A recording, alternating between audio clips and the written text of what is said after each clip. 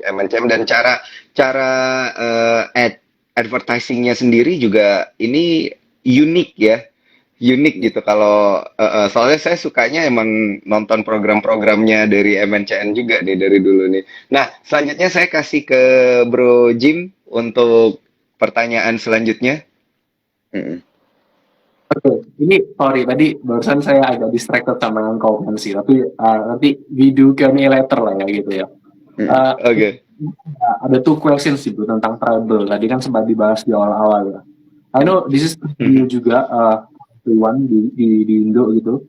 Mungkin pertanyaan pertama gue adalah kenapa kita mau doing this apa ya music audio gitu kali ya? Karena kan kalau kita ngeliat ke Spotify, to be honest mereka juga nggak making money ya sampai sekarang, as far as I know gitu. Dan Mm-mm. along the way doing this business itu a lot of trouble gitu in everything gitu. Mulai dari apa ya copyrights-nya lah, dealing with the Benar. features-nya lah segala macam itu very very famous on that kan kalau Spotify kan. So what is the logic sih bro on we tapping on this business gitu? Nah, kita sebenarnya tuh ada a small investment di Treble. Treble itu aplikasi yang Mhm. asalnya it was made in the US kan. Dan mereka tuh udah ada before we invested in that company, kayak kecil, maybe below 5%. Mereka tuh udah ada music rights-nya juga for all of their customers. Jadi pas kita invest, kasih kita all of the music rights. Jadi kita pas kita taruh di RCTI Plus, kita already have all of the music library. Nah, the only Hmm. kita bantu mereka adalah kita tinggal bantu masukin local music library aja. That's it. Dan Mhm. nanti iklan yang masuk ke Treble dia tinggal bagi hasil. That's it. Jadi kita nggak usah repot-repot Oh. ya kan. Misalnya kayak licensing dari sini, sini, sini, sini. Jadi kita semua nggak. Jadi kita semua ngatur. Jadi itu semua itu udah diatur sama Treble US. Oke, oke, oke. Mungkin my second question adalah how do you monetize the business ya bro ya? Kalau kalau given that kind of business apa ya, business structure tadi baru dibilang gitu. I know X must be one of them gitu, tapi kayak ya mungkin kan in the future kan build a lot of potential juga kan. As the one we're looking at Spotify kan monetisasinya juga banyak kan gitu. So Hmm. any further plan on that bro? Untuk Treble. Ya for travel. Treble sih untuk kita ya just purely main itu aja, main iklan. Nanti kita kan Mhm. kayak IP-nya Treble untuk ngadain misalnya award show. Atau misalnya Treble bisa dipakai untuk IP untuk ngadain konser. Nah, Treble kan sebenarnya kan is just a part within a bigger ecosystem kan. Jadi ya of Mhm. course nanti kan ya itu tuh bakal kontribusi lumayan besar ke RCTI Plus juga. Jadi misalnya kan orang kan masih kan bolak-balik kan, ke Treble, ke news, ke audio, nanti bisa nonton, ya kan. Jadi nanti muter aja di situ terus. Oke, Ya. oke. So Hmm. kita udah leverage ekosistem yang kita udah punya lah ya untuk try to monetize the business ya. Hmm. Oke. Mungkin boleh ke Bro Daniel. Actually gue ada satu question sih tapi ya nanti jadi kepanjangan gitu. Jadi silakan gitu. Yeah. Oke, gantian ya. Berarti Bro Jim ada satu pertanyaan. Sebelum itu saya nanya dulu. Ini saya pengen karena kan dulu saya juga punya pengalaman nih, Bro Sam kerja di TV, tapi TV-nya TV streaming gitu, bukan yang analog seperti RCTI gitu ya. Yeah. Oke, jadi saya sebenarnya saya penasaran nih kalau pengen ngelihat industri pertelevisian di tahun-tahun politik itu kan biasanya katanya lebih ramai gitu ya, prospeknya katanya lebih bagus. Apalagi kalau kita lihat di tahun 2023 itu 1 tahun sebelum presidential election 2024. Nah, tanggapannya gimana ini, Benar. Bro Sam, untuk 2023 nanti? Apakah bakal lebih rame khususnya buat MNCN kan soalnya kita lihat dari apa namanya untuk ad spend share by media groupnya nih yang paling gede ada di MNCN nih silakan. Untuk saya sih pasti untuk semua media group pasti angka pasti akan bagus. Itu udah pasti. Mhm. Karena Mhm. untuk untuk pengiklan nggak mungkin ngiklan di satu TV doang, pasti kan iklan di TV lain. Dan I think it would be good for us, bakal bagus untuk all of our competitor juga, ya kan? Karena pasti mereka kalau iklan tuh pasti mereka iklan across the board, nggak mungkin doang. Jadi ya, I think in general pasti bakal bagus untuk the industry lah for me. Oke. Bukan hanya di satu media, tapi di seluruh media I gitu ya. think Berarti ini sifatnya lebih general. I think untuk for the industry bakal bagus untuk semua media. Wah, ini menarik ini. Berarti tahun depan kita bisa ngelirik-lirik lah ya, Bro Jim ya, untuk emiten-emiten media. Karena Apalagi ada sentimennya soalnya, sentimen tahun politik. ya karena kan apalagi kan juga tahun 2024 kan kita nggak tahu kan siapa yang bakal nyalon. Kan Jokowi Iya. kan udah nyalon lagi kan. Jadi ini I think rame sekali sih karena banyak tokoh-tokoh yang very very reliable and very very competent, jadi kayaknya bakal seru sih tahun depan. Baik. Nah, sebelum ke Bro Jim, boleh ya ini kita angkat satu pertanyaan dari Cuan Troopers ini yang udah dimasukkan di kolom question and answer. Nah, ini dari sisi bisnis deh, karena kan kemarin di 2022 itu ada merger MNCN dan juga BMTR katanya, yang akan jadi new BMTR. Bagaimana nasib investor MNCN gitu? Silakan responnya, Bro. Jadi the first of all tuh kenapa kita mau ngadain merger BMTR MNCN? Karena itu di company kita itu banyak chain listing. Jadi misalnya paling atas kan BMTR, ya kan, terus punya MNCN, terus MNCN punya MSIN. Jadi it's terlalu complicated kan. Jadi orang mau invest yang mana? Jadi makanya kita bikin lebih simplify, ya kan? MNCN kita mergerin ke BMTR. Jadi BMTR itu dalamnya cuma 4 TV. SCTI, Global TV, MCTV sama iNews. Bawahnya baru the digital business, MCN. Nah, jadi ya in the long term ya first kita itu bakal buyback MNCN share semua. Jadi kalau kita misalnya ngomongin long term untuk megang saham MNCN ya bagus-bagus aja sih, karena kan kalau buyback otomatis kan sahamnya kan naik. Ya jadi MNCN orang juga nggak terlalu bingung mau invest di BMTR, MNCN, mau di MC, jadi orang tinggal pilih kita mau BMTR. Ya, karena ya at the end of the day sebenarnya sama aja satu grup gitu ya, Bro ya.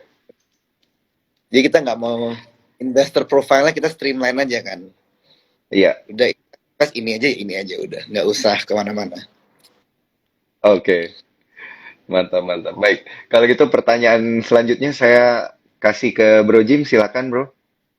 Oke, actually tadi ternyata pertanyaan kita sama sih tentang tahun politik tahun depan dan dijawab sama Bro Sam.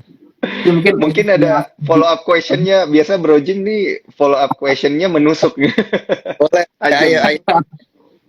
Nah, I think semua ya mungkin yang orang yang semua tahu tentang industri TV adalah kan kita kan dapat duit dari iklan ya dalam acara kita kan ada iklan gitu. Tapi yang banyak orang nggak tahu adalah perusahaan seperti MNCN dan media industri lain itu punya in-house production, content production yang kuat banget gitu. Kalau nggak itu 300.000 jam datang dari mana kan gitu. Just want to follow aja sih bro. Jadi kayak ini just get to know the business lah in general gitu. Terutama kalau lagi tahun politik ya, biasanya kan banyak tuh kan jenis-jenis iklan-iklannya kan banyak lah ya gitu ya. Itu apakah kita yang bantu bikin kontennya atau mereka itu came up with their own ideas gitu. Jadi kalau kita yang bantu bikin kontennya kan of course ada another charge di sana kan, another revenue kan, double kan di sana kan. Is it gonna happen bro? Itu untuk misalnya orang-orang politik minta kita bikin konten gitu.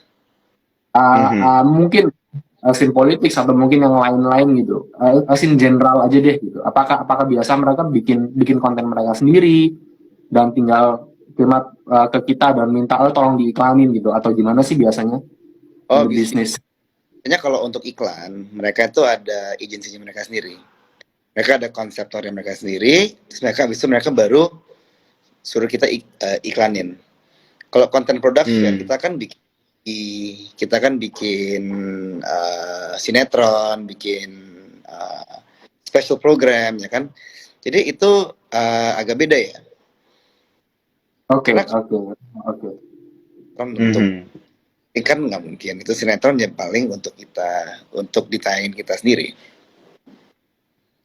Oke, oke. Mhm. Tapi ada program-program Paham, maybe paham. kayak program Sada or other e-commerce gitu-gitu. Itu berarti mereka came with their own idea, bro ya. Meskipun beberapa kan kayaknya kita yang bikinin tuh kayak event-event besar mereka gitu, bro. Kalau untuk program-program e-commerce, untuk special program, kita bikinin buat mereka. Terus mereka bayar kita Oke. ekstra. Hmm. Kalau untuk e-commerce ya, karena mereka tuh biasanya mereka tuh ngadain namanya blocking program. Jadi misalnya mereka ngeblocking 2 jam untuk produksinya mereka sendiri. Mereka kira-kira Mhm. detail, saya maunya gini, dan we make it for them. Gitu. Mhm. Oke, oke, Oke, oke. oke, oke. Berarti bapak-bapak dan ibu-ibu yang tahun depan mau mau kampanye itu bukan kita yang bikin ya, bro ya, gitu ya. Bukan. Itu paling mereka sendiri, nanti kita tinggal tukang ngayang aja kita. Mhm. Oke. Nah, Bro Sam, ini ada pertanyaan yang sepertinya cukup menegangkan ya di akhir-akhir Instagram Live kita pada malam hari ini. Tadi ada yang nanya terkait dengan pembagian dividen, Bro. Cuan Troopers Oh yang ya, nanya ya, bukan saya ya. Tahun ini ada pembagian dividen apa enggak nih katanya, Bro. ini tiba-tiba kan banyak juga ya, dari 40, 50, 50. Iya, Tiba-tiba jadi heeh. 90. Tiba-tiba jadi rame. Tadi udah sempat 100 loh nih. Banyak yang pengen tahu nih kayaknya dividen kebagi nggak? Ya, jadi untuk Oke. nggak dividen ya kan, karena gara-gara Heeh. COVID, first kita Mhm. perlu ya tahun ini uh, belum ada kepastian. Iya. Tapi most likely ya kita bakal ada dividen, Mhm. tapi nggak sebesar yang apa orang bayangkan ya dibandingin misalnya 5 tahun yang lalu misalnya. Oke, oke, oke, oke. Menarik ya. Jadi kita tunggu aja ya karena kan memang kemarin ketika kondisi pandemi saya kan juga waktu itu masih kerja di media ya. Jadi emang banyak rekan-rekan yang di layoff ya. It's not an easy year ya sebenarnya ya, Bro Sam ya. Kalau kita nginget-nginget kondisi pandemi dan sekarang puji Tuhan industri media sudah mulai recover ya. Jadi moga-moga kalau sudah benar-benar recover tahun depan dengan program-programnya MNCN ini bisa bagi dividen lebih banyak lagi gitu ya. Amin. Ya kita kan ngomongin kita kalau misalnya pengiklannya nggak bisa bayar, kita kan nggak bisa bayar Heeh, produksi, kita kan nggak bisa gaji kan. betul. Nah makanya itu kan Mm-mm. ada kita perlu cash reserve untuk make Mhm. sure that kita semua bisa jalan lancar. Karena kan susah. Iya, iya, iya, iya, benar, benar. Itu emang Tapi, yang mm-mm. Tapi ngomong-ngomong tentang bagi dividen, saya izin iklan sekali lagi. Jangan lupa untuk tag kita ya di Instagram Story para Cuan Troopers nih. Jadi tinggal di screenshot aja. Tag ke Bro Semtano, tag ke Sukor Sekuritas, tag ke Bro Jimmy, tag ke saya juga untuk mendapatkan kopi ya. Ini kopi untuk hadiah akhir tahun nih. Dapat 2 kopi dari Sukor Sekuritas dan juga Java Bika gitu ya. Jadi jangan lupa di screenshot. Tadi udah ada beberapa yang screenshot kita nih bisa kita repost nanti Bro Jim dan juga Bro Sam. Nah, di menit-menit terakhir saya mau kasih ke Bro Jimmy ada satu pertanyaan terakhir mungkin sebelum saya yang bertanya nih untuk pertanyaan terakhir. Dari gua udah sih harusnya. Ini gua lagi Oke. sibuk bacain komentar Front Troopers sih, jadi maybe go ahead, bro. Iya, iya. Ini komentar-komentar Cuan Troopers juga menarik-menarik nih ya. Dari tadi ada yang bertanya terkait dengan apa sih bedanya untuk BMTR dan juga MNCN ya dan lain sebagainya. Tapi saya pengen nanya ke Bro Sam ini terkait dengan tahun 2023 gitu ya. Kita kan ngelihat dari sisi laporan keuangan di 9 bulan pertama maksudnya sampai kuartal 3 deh ya. Sampai kuartal ketiga 2022 ini profitnya meningkat terus. Pertanyaannya ada dua nih. Benar. Yang pertama di akhir 2022 targetnya seperti apa? Sudah ada gambaran belum nih untuk teaser-teaser ke Cuan Troopers? Dan juga nanti targetnya di 2023 seperti apa? Apakah sudah ditetapkan atau ada revisi atau gimana gitu? Silakan, Bro Sam. Ya ini saya kebetulan juga lagi buka LK nih. Top. Kita tahun 2022 dibandingin sama tahun 2021 itu masih naik. Net income-nya naik masih 4%. Kalau untuk sendiri masih agak flat ya, naik 1%, tapi ya kita masih bersyukur dengan ya kita dengan kondisi yang ada ya kita masih bisa flat, masih bisa ada growth dikit. We are very very happy. Kita di quarter 4 sih kita growth ya gara-gara World Cup kita ekspektasinya sih growth-nya sih a bit flat ya. Jadi kita nggak expect growth. Tapi ya kita untuk full year sih kita pasti akan naik kalau kita ngomongin year on year. Ya untuk 2023 kita pasti bakal perform lebih bagus daripada tahun 2022 sih. Itu sudah pasti. Ya kita doa aja nggak ada COVID kedua ya kan.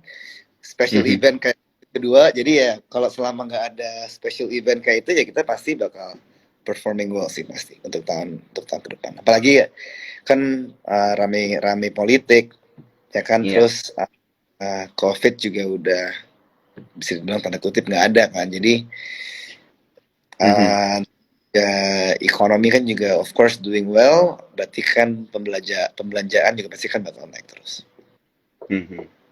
Baik, berarti expected tahun depan bisa meroket juga nih ya untuk target-target dari MNCN juga bisa tercapai dengan program-program. Saya suka banget tadi dengar penjelasannya Bro Sam terkait dengan program kedepannya. Bakal ada Indonesian Idol lagi, bakal ada Master Chef gitu ya, dan bakal ada konten-konten menarik lah ya dari grup MNCN. Nah, nggak berasa kita udah ngobrol 1 jam, Bro Sam dan juga Bro Jimmy. Saya mau say thank you banget ya, thank you banget. Happy bisa akhirnya ngobrol-ngobrol bisnis banyak sama Bro Sam. Thank you banget atas waktunya.